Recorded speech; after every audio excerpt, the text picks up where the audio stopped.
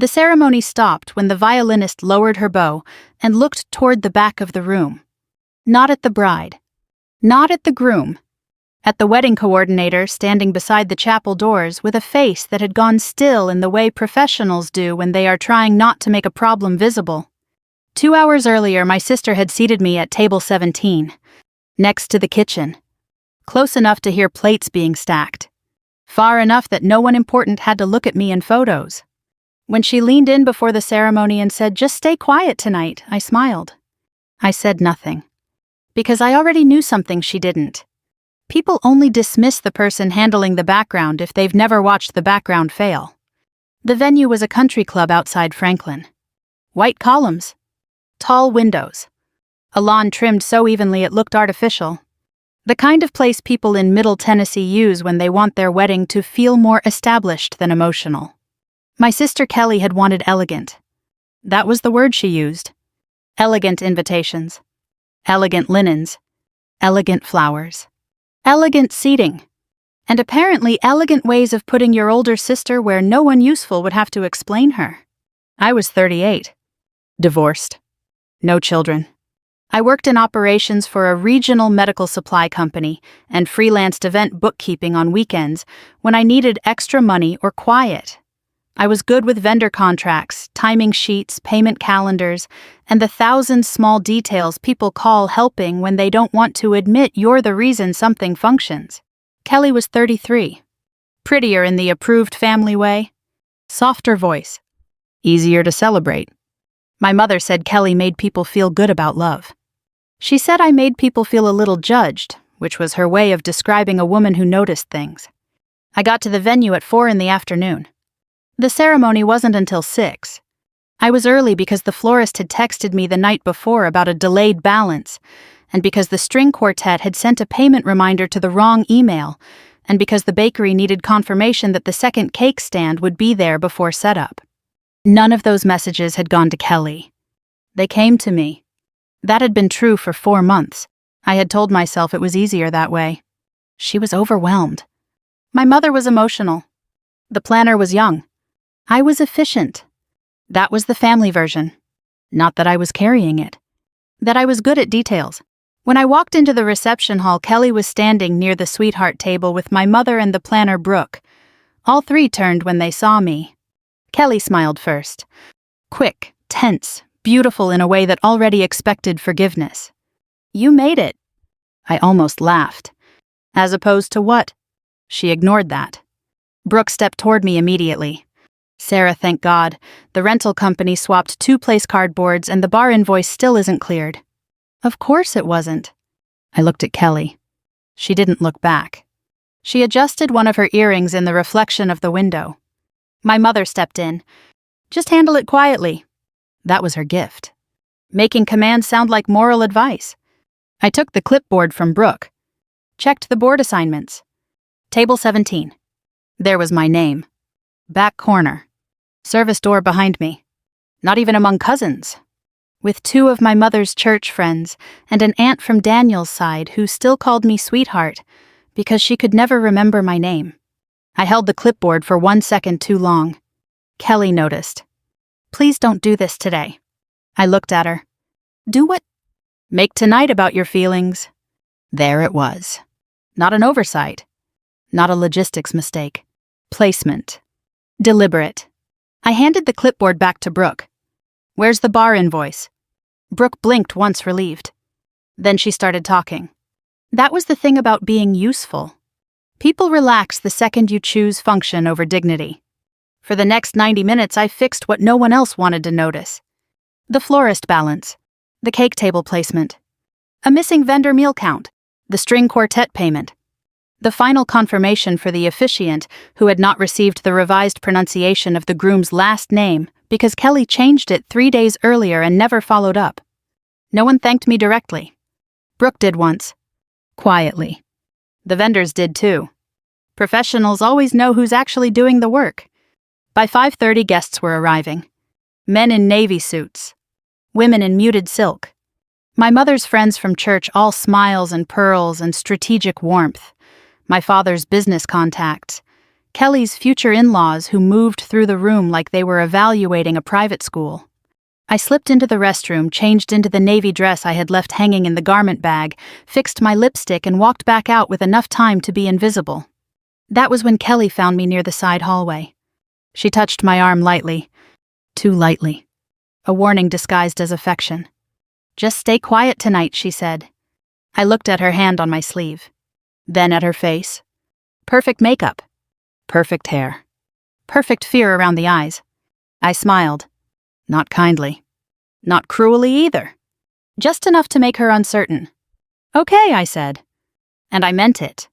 Because speaking was not the only way to change a room. They started seating guests 10 minutes before the ceremony. I walked to table 17 without looking at anyone. The service doors swung open and closed behind me every few minutes. Silver trays passed. Someone in the kitchen laughed. I could smell garlic butter and hot plates. From there I could see the altar. But only if I leaned slightly left.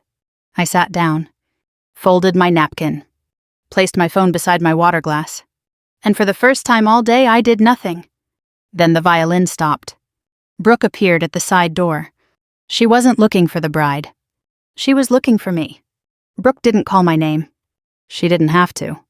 She just stood there, eyes scanning past tables, past centerpieces, past people who thought they were important, until she found me near the service door. Then she held my gaze. That was enough. I didn't move immediately. Because this was the moment everything became visible. Not the problem. The pattern. At table 17, no one noticed. My aunt was telling a story about a cruise. One of my mother's church friends was adjusting her napkin like it required attention. A server walked behind me carrying plates that needed to be somewhere else. Everything was functioning. Except the one thing that mattered. I stood. Not quickly. Not dramatically. Just with intention. And walked toward Brooke. "What happened?" I asked quietly. She exhaled.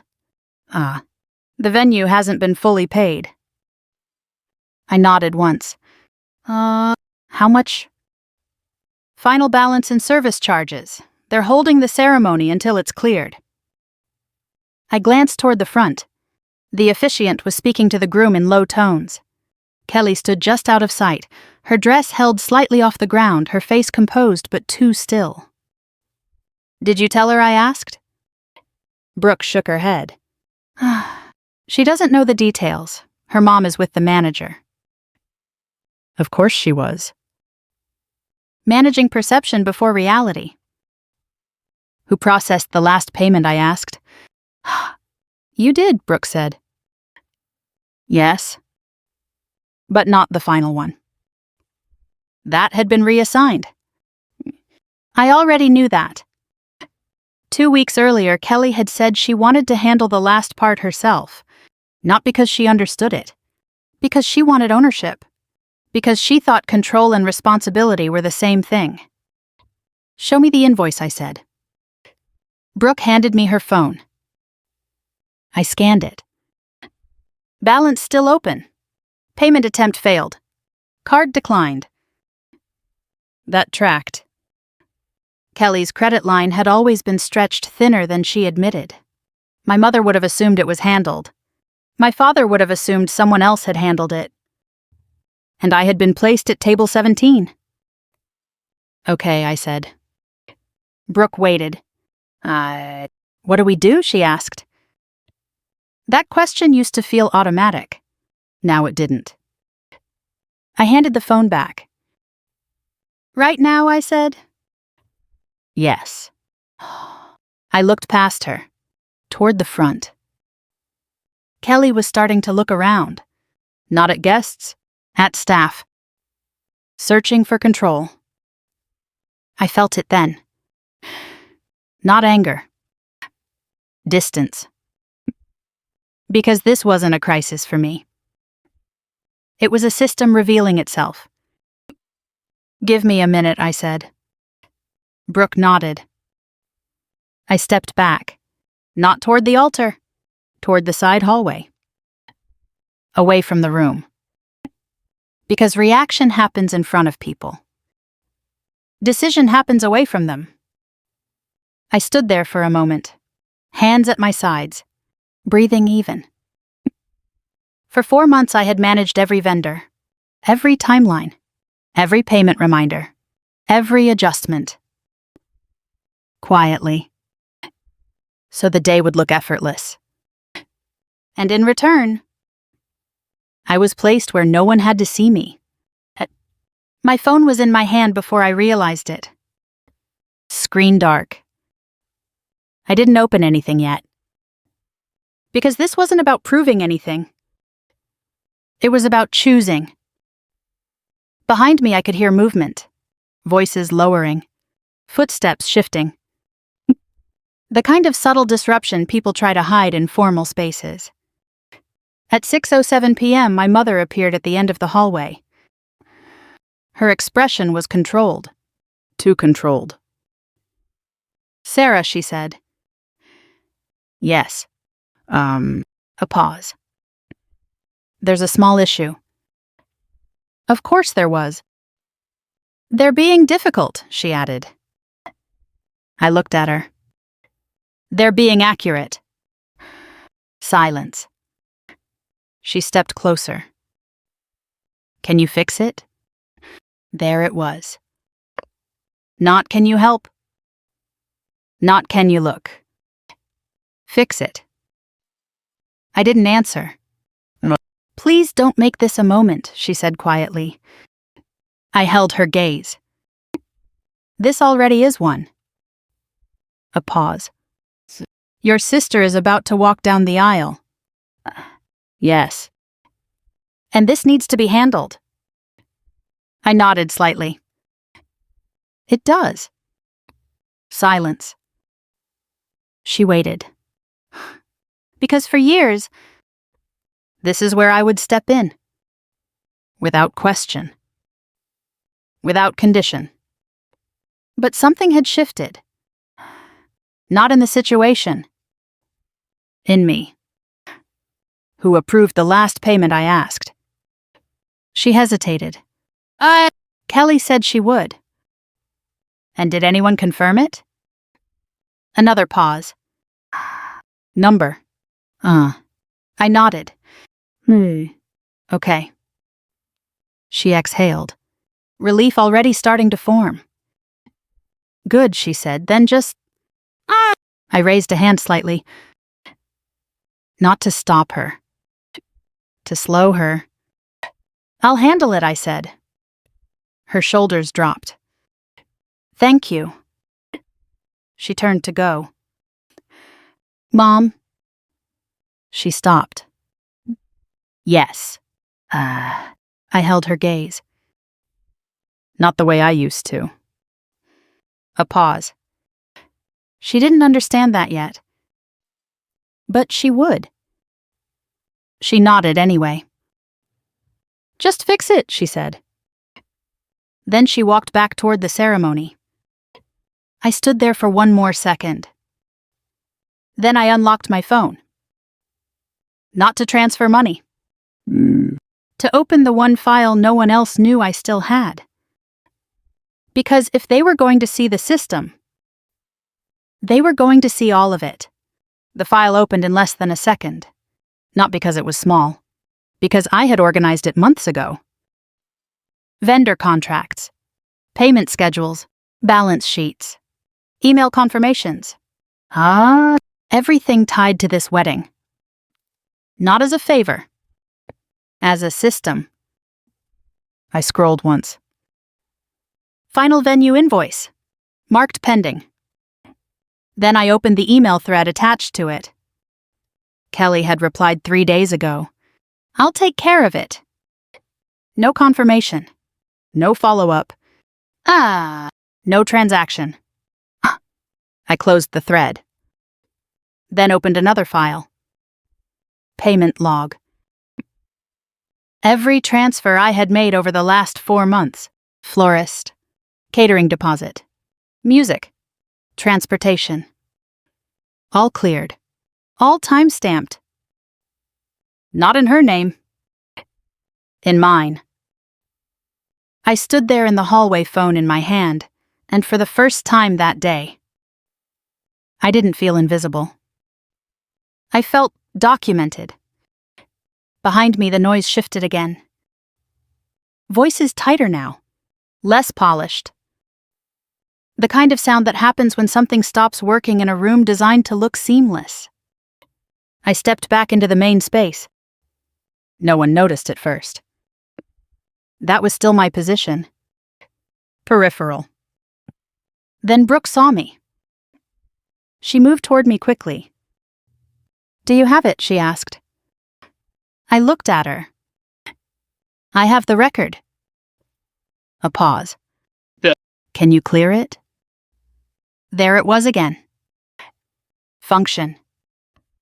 Expectation. I didn't answer immediately, because this wasn't about capability. It was about pattern. Across the room, my mother was speaking to the venue manager. Kelly stood just behind her, still composed, still smiling at guests who didn't yet understand why they were waiting. The groom shifted his weight near the front. The officiant checked his watch. Everything held together. Barely. I walked toward them. Not quickly. Not hesitating either. Just steadily. My mother turned when she saw me. "Okay," she said. I looked at the manager, then at her. "The final payment wasn't processed," I said. She nodded. "I know, that's what we're trying to resolve." I held her gaze. "You're trying to fix it without the information." A pause. The manager spoke. "If the balance is cleared, we can proceed immediately." "Of course." Clean. Simple. Transactional. I nodded. "Yes." My mother looked at me again. "So just..." I didn't move. That stopped her. "Sarah," she said quietly. I looked at her. Then at Kelly. My sister finally stepped forward. Her voice softer now. I thought it went through. I held her gaze. "I know." A pause. "Can you just handle it?" she asked. There was no edge in her voice. No hierarchy. Just dependence. That was new. I looked around the room. Guests whispering. Staff waiting. The ceremony suspended between image and reality. And I realized something clearly. This wasn't just about a payment. It was about who had been carrying the weight of everything that made this day possible. And who had been allowed to pretend they were. I took one step back. Not away. Into position. "I can process it," I said. Relief moved across my mother's face. Kelly's shoulders dropped. The manager nodded. "Of course." Problem solved. But I wasn't finished. "I'll need 5 minutes," I added. Of course," the manager said. I nodded. Then I looked at Kelly. "And I'll need you with me." Silence. That was unexpected. "Why?" she asked. I held her gaze. "Because it's your wedding." A pause. She didn't move at first. Then she nodded. Okay." We walked back toward the side hallway together. Not as sisters. Not yet. As two people standing on opposite sides of the same reality. At the door, she stopped. "Thank you," she said quietly. I looked at her. "I'm not doing this the way I used to." A pause.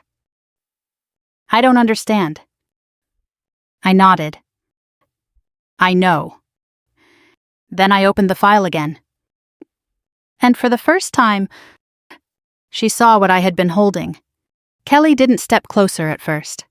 She stood just inside the hallway, hands lightly gripping the fabric of her dress, as if the structure of it might hold her steady. I turned the screen toward her. Not dramatically. Just enough. "This is the payment log," I said. She leaned in. Not out of curiosity, out of necessity. Her eyes moved across the screen. Dates, amounts, vendor names. She blinked once. Then again. "This is," she started. I waited. "You paid all of this?" I nodded. A pause. Why didn't you tell me?" she asked. I held her gaze. "You didn't ask." Silence. That sentence landed differently here. Not as defense. As fact. She looked back at the screen. "I thought Mom was handling it," she said. I nodded. "She thought you were." Another pause. "And Dad?" she asked. "He assumed it was covered." Kelly exhaled slowly. "I didn't realize." I didn't answer. Because realization always comes late. She straightened slightly. So what do we do now?" There it was again. Not what did you do? What do we do? I turned the phone back toward me. "The balance is still open," I said. "I can see that. I can process it." Relief moved across her face again. But I didn't move. "Not yet." She noticed. What she asked. I looked at her. This is where it changes. A pause. What do you mean?" I held her gaze. "I'm not covering it." Silence. Not loud, but complete. What she said. "I'm not paying it." Her expression shifted. Not anger. Disorientation. "But it has to be paid," she said. "Yes." "And you said you could..." I said I could process it. A pause. "Then just do it," she said. I didn't answer immediately. Because this was the moment everything either stayed the same or didn't. I'll show you how I said. Silence. "That's not what I meant." "I know." Another pause. "Sarah." "Yes." "This is my wedding." I nodded. "Yes. And it's falling apart." I held her gaze. "It's being revealed." She stared at me. Because that wasn't the version she needed. "Please," she said. That word had never been part of our dynamic. Not like this. "I'll sit with you," I said. "I'll walk you through it. But I'm not taking it on." Silence. Long. Behind us, the room shifted again. Voices rising slightly. Music stopped completely now. Time stretching. Kelly looked toward the ceremony. Then back at me. "They're waiting." Oh. "Yes." "And you're choosing this moment." I nodded once. "I'm choosing clarity." She swallowed. Hands tightening slightly on her dress. I don't know how to do this," she said. I looked at her. "I do." A pause. "And you're not going to just fix it."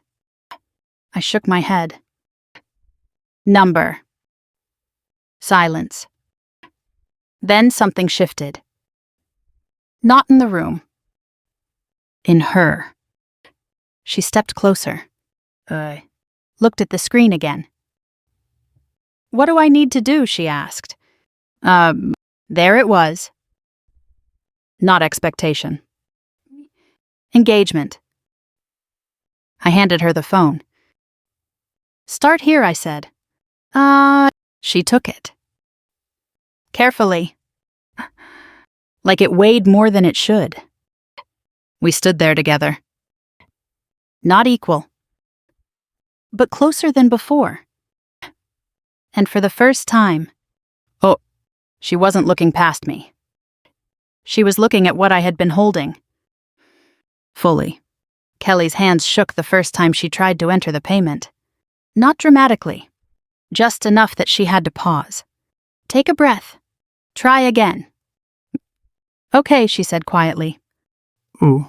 I stood beside her, not reaching for the phone, not correcting her. Just present. "Billing address," I said. She nodded. "I know." But she still hesitated. Because knowing something in theory is different from carrying it in real time. Behind us, the hallway door opened slightly. My mother's voice. Tight. "Is it handled?" Kelly didn't turn. "Working on it." That answer changed something. Not the tone. The ownership. I watched my mother in the reflection of the glass. She stepped back. Son. Not satisfied. But no longer in control. Kelly finished entering the information. "Submit," she asked. I looked at her. "It's your call." A pause. She tapped the screen. We both watched. Processing. 3 seconds. 5. Approved. She exhaled. A small sound. Not relief. Release. "It's done," she said. I nodded. Yes. We stood there for a moment. Neither of us moving. Because something had shifted. Not just the payment. The structure. Kelly handed the phone back. Then didn't step away. "I didn't know," she said. I didn't answer. "I thought it was just happening," she added. I held her gaze. "It was." A pause. "Because of you." Silence. She looked down. "Then back up." "Why didn't you say anything?" I considered that. Not long. Because it worked. Another pause. And now, it doesn't. We both heard the music start again. Soft at first. Then fuller. The signal. Ceremony resuming? Kelly looked toward the door. "They're starting." Yes. She didn't move. Not yet. "I need to go," she said. I nodded. Yes. But she stayed 1 second longer. Then, "Thank you." I held her gaze. "You handled it." A pause. She nodded. Then turned. Walked back toward the room. Not the same way she had stood before. Not lighter. More aware. I stayed where I was. Didn't follow. Because my part in that moment was complete. At table 17, the ceremony continued. Guests settled. Voices lowered. No one mentioned the pause. Because in rooms like that, disruption is edited out quickly. But I could feel it. In the way people sat. In the way staff moved. In the way my mother avoided looking toward the hallway. The system had shifted, even if no one named it. I walked back to my table. Sat down. Folded my napkin again. The same aunt kept talking. The same plates moved behind me. But something was different. Not in the room. In how I occupied it. Because I wasn't sitting there as someone placed. I was sitting there as someone who had chosen not to move. At 7:05, dinner service began. Kelly walked in 15 minutes later. Not rushed. Not perfect. But steady. When she passed my table, she slowed. Just slightly.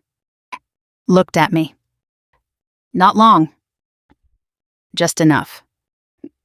Then kept walking. No words. But it was the first acknowledgement that didn't come from need. It came from recognition.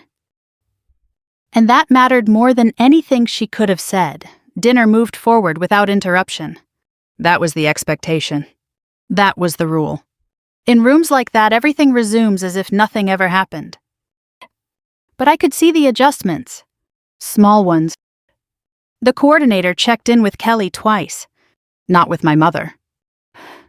The venue manager stayed closer to the edge of the room. Watching. Not intervening. And my mother. She didn't look at me once. Not avoidance. Recalculation.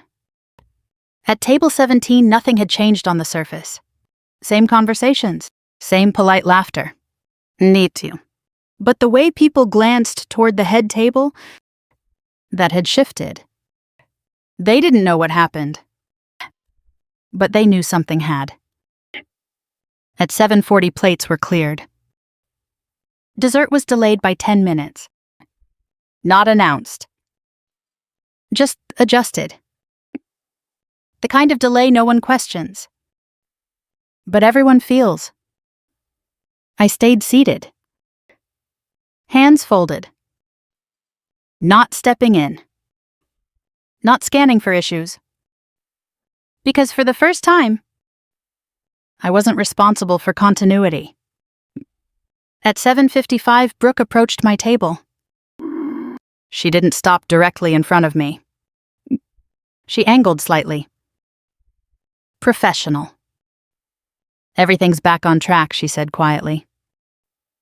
I nodded. Good. A pause.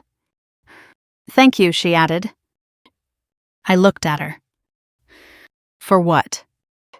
For not taking it over. That caught me off guard. Not the gratitude. The precision. I almost smiled. You're welcome. She nodded. Then moved on. That was the first time someone had acknowledged the difference. Not what I did. What I didn't do. At 8:10, speeches started. My father went first. He spoke about family, about support, about how everything had come together. He didn't look at me. Not once. That told me he knew. Not everything. But enough. Kelly's new husband spoke next. Simple. Earnest. No performance. He didn't know the system. He only saw the surface. That was fine. Kelly stood last. Glass in hand. She looked out at the room. Then toward our table. Not table 17. The space between tables. Where I was sitting. I want to thank everyone who helped make this happen, she said. A pause. Some of it I didn't understand until today. The room stayed quiet. Not confused. Just listening. And I'm still learning, she added. She didn't say my name. She didn't need to. I didn't move. Or didn't nod. Didn't acknowledge it. Because recognition doesn't need response to be real. After the speeches, the music started again. People stood, moved. The structure loosened. At 8:45, my mother approached my table. Alone. She didn't sit. Just stood beside me. Everything's handled, she said. Yes. A pause. You could have made that worse. I looked up at her. I didn't. Silence. She shifted slightly. Asking her to do it herself. She stopped. Didn't finish the sentence. I waited. That was different, she said. Yes. Another pause. You've changed. I considered that. Yes. She nodded. Not approval. Acknowledgement. Then she stepped back. No correction. No instruction. Just space. At 9:10 I stood. Not because I needed to. Because I chose to. I walked toward the edge of the room. Past the tables. Past the kitchen doors. Toward the exit. No one stopped me. No one asked me to stay. That mattered most. Outside the air was cooler. Quieter. Unstructured. I stood there for a moment. Not thinking about the wedding. Not replaying the moment. Just noticing. For years I had believed my value came from what I kept running. Tonight showed me something else. Value doesn't disappear when you stop holding everything together. It becomes visible. Only then. The next morning, no one called to ask if I was coming back to help. That was how I knew the night had settled into something real. Not repaired. Not forgotten. Repositioned. I made coffee at 7:05, sat at my small kitchen table, opened my laptop. Emails from work. Routine. Clear. No follow-ups from the wedding. No requests. That silence wasn't absence. It was adjustment. At 9:30, my phone buzzed. Kelly. I looked at the screen for a second, then answered. Hey, she said. Hey. A pause. Everything went fine after you left. I figured. Another pause. We got through it. I nodded slightly. Yes. Silence. Not uncomfortable. Just new. I've been going through the invoices this morning, she said. That's good. I didn't realize how many moving parts there were. I leaned back. There always are. A pause. I want to understand it better, she said. I didn't answer immediately. Not because I doubted her. Because I wanted to hear what came next. I don't want to rely on assumptions anymore, she added. There it was. Not apology. Shift. That's a good place to start, I said.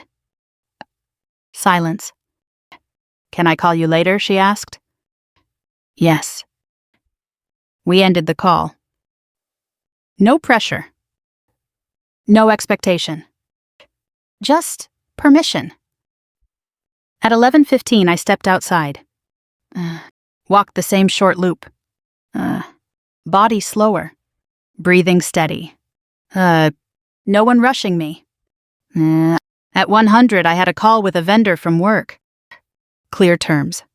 Defined roles. No confusion about who handled what. That stayed with me. Structure doesn't remove emotion. It removes ambiguity. At 3:40, Kelly called again. I answered. I'm looking at the vendor sheet, she said.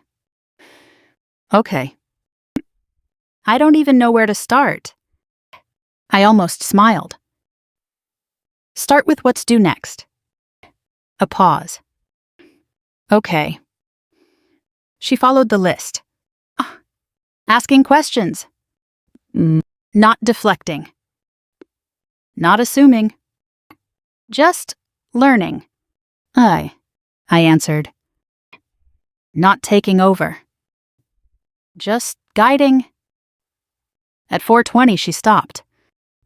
This is a lot, she said. Yes. Silence. Did you feel like this the whole time? I thought about it. Yes. Another pause. Why didn't you say anything? I held the phone. Because it worked. Silence. Not for you, she said. I didn't answer.